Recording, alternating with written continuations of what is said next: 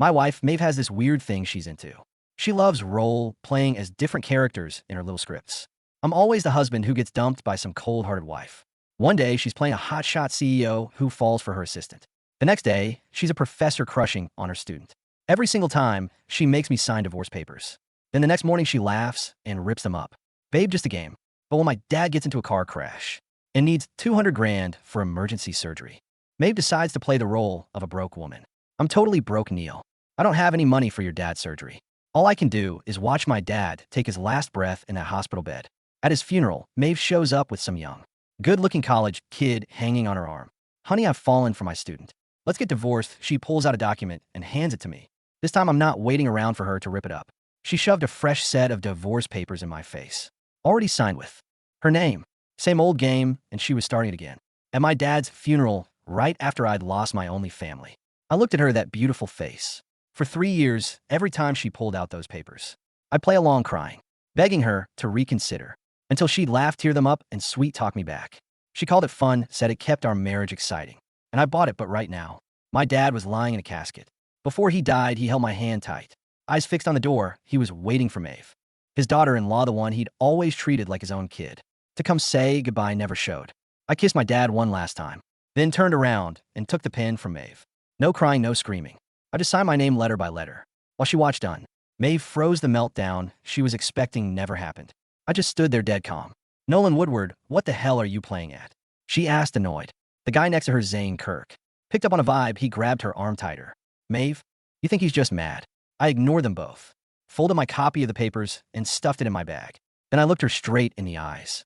Maeve, game over. The next day, I went to the courthouse and filed for divorce.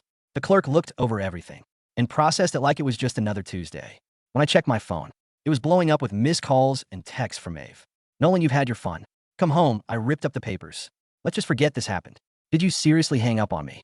Getting bold, the last one from 30 minutes ago. If you don't come back right now, don't ever come back. I blocked her. I found a cheap apartment to rent. Once I got it cleaned up, I started looking for work. After we got married, Maeve had made me quit my job to be a stay-at-home husband. Basically a prop in her dumb role-play games. She said she loved me to her core, and that's why she wanted us to fall in love. Over and over through different scenarios.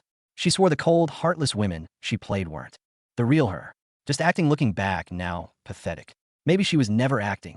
Maybe those cold, selfish masks. Or who she really was all along. When the court summons reached her, she called while I was in the middle of a job interview. Nolan, are you insane? You actually took this to court. I stepped into the hallway. We signed the papers, Maeve. This just speeds things up. Speed things up, I'm telling you. You're not getting this divorce. I cut him. My dad is dead. Silence, then her voice went ice cold. I know, but that was his fate. You can't blame me for it. Games are games, real life is real life. Can you not tell the difference? You're the one who can't tell the difference. I snapped and hung up. I went back to the interview. It was a basic admin job at a small company. The pay wasn't great, but it was enough to get by. I nailed the interview. Starting Monday that night, I came home to find 2 people waiting outside my door. Maeve and Zane. Maeve looked furious. Zane stood back with this smug look, like he was enjoying the show. You got some nerve, Nolan. You're actually serious about this. She stepped forward to block me. Serious or not, it doesn't matter anymore, I said, trying to get past her. But she grabbed my wrist hard enough to bruise. Come home with me, and I'll pretend none of this happened. Let go. My voice was cold. Don't push it, Nolan. From his side, Zane chimed in. He's just doing this for attention. May, don't fall for it. She tried to drag me away, but I warned her, let go, or I'll scream. Go ahead, who's gonna get involved in a married couple's business? She shot back. A few neighbors peeked out their windows, seeing how aggressive she was. They ducked back inside. I raised my free hand and slapped her across the face, as hard as I could. The crack echo through the hallway. Everyone froze, including Maeve. She touched her cheek, staring at me in total shock. Did you just hit me? Her eyes turned vicious. She raised her hand like she was going to hit back, then stopped. She just stared at me like she wanted to tear me apart. You've got guts, Nolan. I'll give you that. She let go of my wrist, grinding out the words, you'll regret this. She grabbed Zane and stormed off. It wasn't until they disappeared down the stairs that I noticed. My hands were shaking, not from fear. From rage, I went back inside, shut the door, and slid down against it. There was nothing of hers in this apartment, but I still felt like I was suffocating. Her stupid games had messed me up. The next afternoon, the bank called. Our joint account with most of our savings was frozen. Most of that money came from her income. I saw it coming, so I didn't panic. I still had some money my dad left me. If I was careful, it'd last until my first paycheck. On Wednesday, I was settling into my new job when some guy in a flashy suit burst into the office. pointed right at my face, and started yelling, "Nolan, you piece of trash, how dare you go after my wife?" I was too stunned to react. Everyone in the office turned to stare. "You got the wrong person," my boss said, stepping in. "No, I don't look." It's a guy pulled out a photo of me with some woman. She was a senior from college. We'd lost touch after graduation. I had no clue where he got that picture. Everyone, look. This man wrecked my family.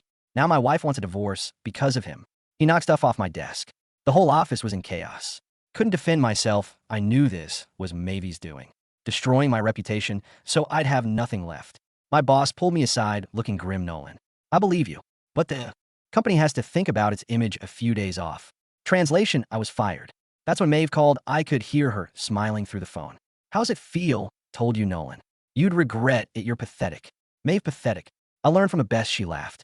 "I'll give you one last chance. Come back now, beg me, and maybe I'll forgive you." In your dreams, I hung up. I swore to myself I'd never beg her ever. I walked in the rain for hours, until I was soaked through, before finally making it back to my apartment. The second I stepped into the hallway, I got hit with the smell of heavy cologne. Zane was standing at my door like he owned the place, looking at me with pure contempt. "What are you doing here?" I asked coldly. "Just checking in. Wanted to see how miserable you are now that Maeve dumped you." He looked me up and down, soaked a complete mess, and laughed. "You look rough. Lost your job too, huh? Maeve says she's going to make sure you can't survive in this city until you crawl back and beg. Tell her to keep." Waiting, I unlocked my door to go inside. Still acting tough, followed me in. Walked straight to my dad's portrait and picked it up. "If your old man knew how ungrateful you are being right now, would he roll over in his grave?" "Put that down," I said, my voice shaking. "Oh." Hit a nerve. He tossed the frame lightly in his hand. "What if I accidentally drop it?" I said, "Put it down." Zane fake gasped and let go on purpose. The frame hit the floor, glass shattered everywhere. My dad's smiling face was suddenly covered in cracks. I saw red. I don't know where the strength came from, but I grabbed Zane by the hair and slammed him into the ground with everything I had. He screamed and thrashed, clawing at my arms and leaving bloody scratches. I didn't feel a thing. All I knew was that he'd crossed the line. He disrespected my dead father. Like a maniac, I pulled his hair and slapped his face. "I told you not to touch it." I told you. Zane was so shocked. All he could do was cry and scream. "You're crazy. You're insane. Maeve, help." The door flew open and Maeve charged in. She took one look and went pale. "Nolan, stop." She ran over and shoved me so hard. I slammed back into the wall. Pain shot at my spine. She helped the sobbing, hyperventilating Zane to his feet. When she saw his swollen face and messed up hair, her expression turned vicious. "Nolan, you've lost your mind." She stormed toward me, her face full of hate I'd never seen before. "How dare you touch him?" Watching her protect him, I let out a bitter laugh. Maeve smashed my dad's portrait. She paused, looked down at the broken frame on the floor, then back at Zane. He immediately started whining. I didn't mean to. He came at me, and I lost my grip. Maeve frowned, but instead of questioning it, she looked at me and said coldly, "Even so, you shouldn't have attacked him." Apologize now? Was she seriously asking me to apologize to the guy who disrespected my dead father? "I'll say it one more time, apologize." Her tone left no room for argument. "And if I don't," I met her gaze, "then I'll make you." She pulled out her phone and dialed a number. "Hello, mister. Something's come up." "Yes. I found some questionable items at a friend's apartment." She was planting evidence. "Trying to frame me? You're disgusting, Maeve." I spat. "You forced my hand." She replied, hanging up. Then she glared at me. "The cops will be here soon, Nolan. Imagine what happens when they find the stuff I planted." Zane stopped crying and shot me a smug look. "You can't beat her, Nolan. Just get on your knees, bow your head, and beg. Maybe she'll go easy on you." I was shaking all over. I looked at Maeve's face, the woman I'd loved for 3 years, and she felt like a complete stranger. She was willing to send me to prison for some other guy, for a stupid game outside. Sirens wailed in the distance. Getting closer, the corners of Maeve's lips curled into a victor. Her smile was a razor blade. She stood there, perfectly poised, waiting for me to break, waiting for me to drop to my knees and beg. Zane sniffled, dabbing at his bloody lip, a sickeningly triumphant gleam in his eye. "You're going away for a long time, Nolan," he muttered. The heavy, authoritative pounding on my door rattled the hinges. "Police, open up." I didn't move toward the door. I didn't drop to my knees. I looked down at the shattered glass over my father's face, took a slow, steadying breath, and turned my gaze back to my wife. "You really think real life is just one of your scripts, don't you, Maeve?" I said, my voice barely above a whisper, but it cut through the room like glass. "Open the door, Nolan." Maeve purred, folding her arms. "Let's see how the script ends." I walked to the small kitchenette counter, picked up my phone, and unlocked it. Then I walked to the door and pulled it open. 2 officers stood in the hallway, hands resting cautiously near their belts. They took one look at the scene, Zane bleeding and leaning against the wall, Maeve looking like a frightened, concerned citizen, and me, soaking wet from the rain, standing amid broken glass. "Who called it in?" the older officer asked, stepping inside. "I did." "Officer," Maeve said, her voice instantly dropping an octave into a perfect, trembling pitch. The Oscar-worthy performance of a terrified wife. "I came to check on my estranged husband. He's been unstable. He attacked my friend, and I think he's using. I saw something in his coat pocket when I walked in. I was so scared." The officer turned to me, his expression hardening. "Sir," step away from the woman. "Hand where I can see them." "Officer," I said, my voice dead calm. "Before you check my coat, I'd like you to look at something." May frowned. The script was deviating. "Officer, he's dangerous."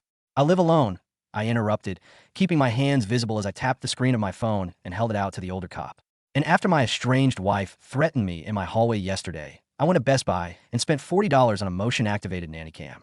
It's sitting right there on the bookshelf." Maeve's face went chalk white. The blood drained from her perfectly rouged cheeks so fast she looked like a corpse. The officer took my phone. On the screen was crystal clear, 1080p footage timestamped 20 minutes ago. It showed Maeve unlocking my door with a copied key before I even got home. It showed her walking to my coat rack, pulling a small plastic baggie of white powder from her designer purse and sliding it into the pocket of my jacket. The video then showed her letting Zane in. It showed Zane picking up my father's portrait, waiting for me to arrive. The silence in the room was absolute. The only sound was the crackle of the officer's radio. The older cop handed the phone back to me, his eyes shifting from the screen to Maeve. His demeanor had completely transformed. He wasn't looking at a frightened wife anymore. He was looking at a felon. "Ma'am," the officer said, his voice dropping into a dangerous, gravelly tone. "Did you plant a controlled substance in this man's property?"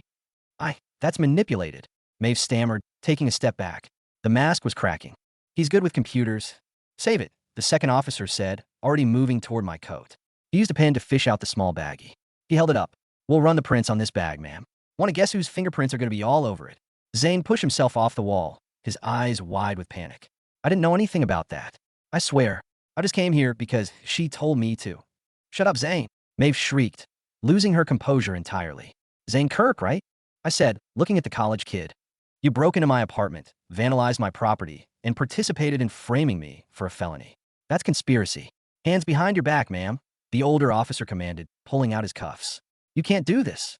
"Do you know who I am?" Maeve screamed, thrashing as the officer grabbed her wrist, the exact same way she had grabbed mine the day before. "Nolan, tell them it's a joke. Tell them it's a game. Nolan." I stood over the broken portrait of my father, watching as the steel cuffs clicked around her wrists. "Game over, Maeve," I said. "Just like I told you." They dragged her out kicking and screaming, her expensive heels scraping against the cheap linoleum.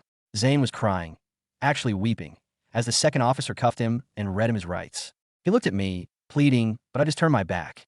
When the apartment was finally empty, I knelt down, carefully picking the shards of glass off my father's photograph. My hands weren't shaking anymore. For the first time in 3 years, the suffocating fog in my brain had cleared. Maeve was wealthy. She had lawyers. I knew a $40 camera wouldn't keep her behind bars forever. She'd make bail by morning.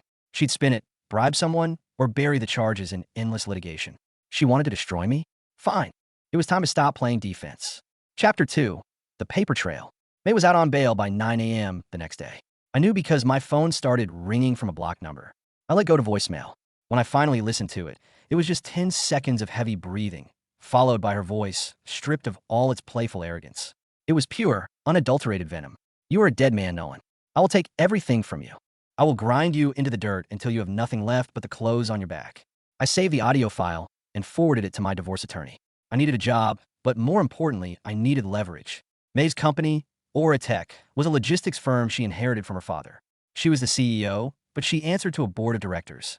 She had made me quit my career in accounting to be her stay-at-home husband, a little pet she could dress up for her role plays. I walked over to the closet and pulled out the duffel bag I had hastily packed when I left her. At the bottom, underneath my sweaters, was a stack of thick leather binders. Her scripts. Maeve was obsessive. When she wrote her little role plays, the hotshot CEO, the corrupt executive, the ruthless boss, she didn't just write dialogue. She created props. She brought home printed ledgers, financial spreadsheets, and contract drafts, forcing me to read them to get into character. "Look at the numbers, Neil," she used to say, calling me by my character's name. "See how much I stole? See how I ruined the company? Now sign the divorce papers before the feds arrive." At the time, I thought she was just a psychopath committed to the bit. But sitting on my cheap floor, Flipping through the pages of script she titled The Embezzler's Downfall, my trained accountant's eyes began to catch things. The account routing numbers weren't fake. The shell company names, Vanguard Holdings, Apex Solutions, weren't made up. I recognized them from the mail that used to come to our house. My blood ran cold. Maeve hadn't just been role-playing. She was a narcissist who got off on confessing her real-life crimes to my face, knowing I was too blinded by love and submission to realize what I was looking at. She had been funneling money out of her own company's accounts, inflating logistics costs, and hiding it in offshore accounts. She hid her real ledgers right out in the open, disguised as props for our bedroom games. I spent the next 48 hours doing nothing but running numbers. I cross-referenced her props with public financial filings for Oratech. The discrepancy was massive. She had stolen nearly $4 million over 3 years. I didn't just have leverage. I had a guillotine. But I couldn't just walk into the police station with a binder full of roleplay scripts. I needed someone on the inside. I needed someone who hated her as much as I did. I pulled out my laptop and searched for the one person whose life had been recently upended by Maeve's games. Elise. The college senior, Maeve had hired an actor to pose as her husband to get me fired. I found Elise's LinkedIn. She was working at a mid-level marketing firm downtown. I waited outside her building at 5 p.m. on Wednesday. When she walked out, she looked exhausted. Elise, I called out. She jumped, clutching her purse. When she recognized me, her eyes narrowed. Nolan? What the hell are you doing here? If your crazy wife finds out you're talking to me, she'll probably firebomb my apartment. She's out on bail, Elise, and she's going to come after both of us, I said, stepping closer but keeping a respectful distance.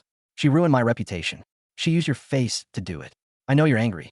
Angry? Elise scoffed, a bitter laugh escaping her. That guy who burst into your office? He posted that picture of us on local Facebook groups. My fiancé almost left me. I had to spend 3 days explaining that I haven't seen you in 5 years. Your wife is a monster. I agree, I said softly, which is why I'm going to put her in federal prison. But I need your help to set the trap. Elise stared at me, searching my face for any sign of a joke.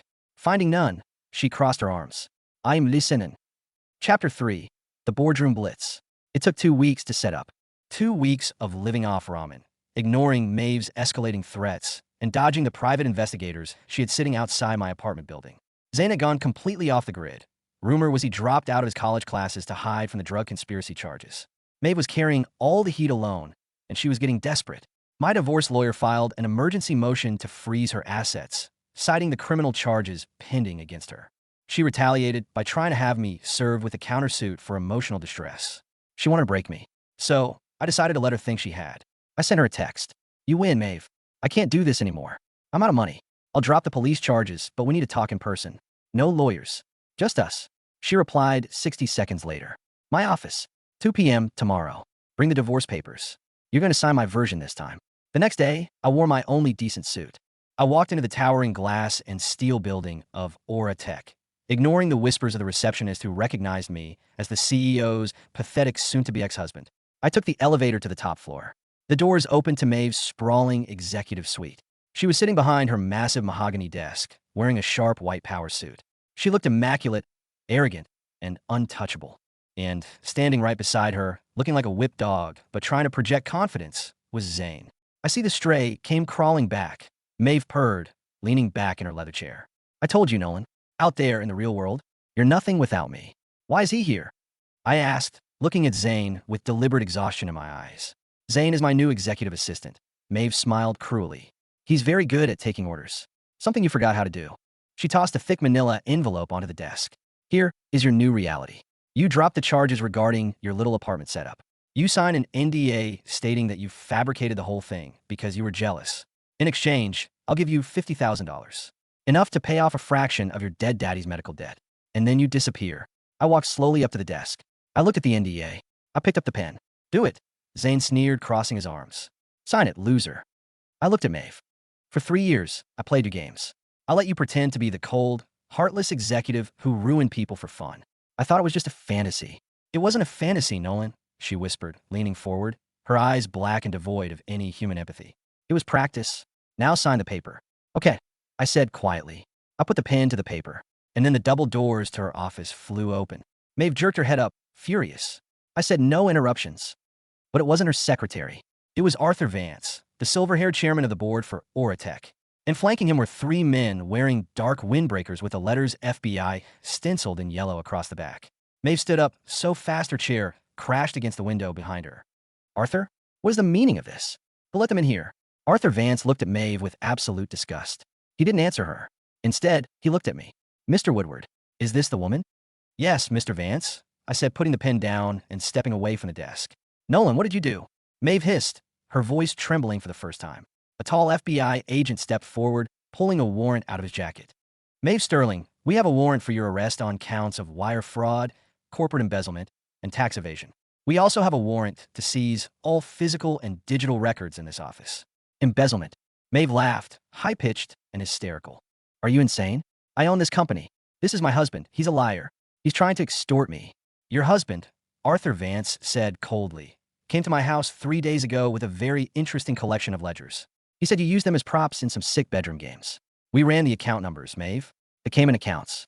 The dummy shell corporations. You've bled this company of $4 million. Maeve froze. Her eyes darted to me.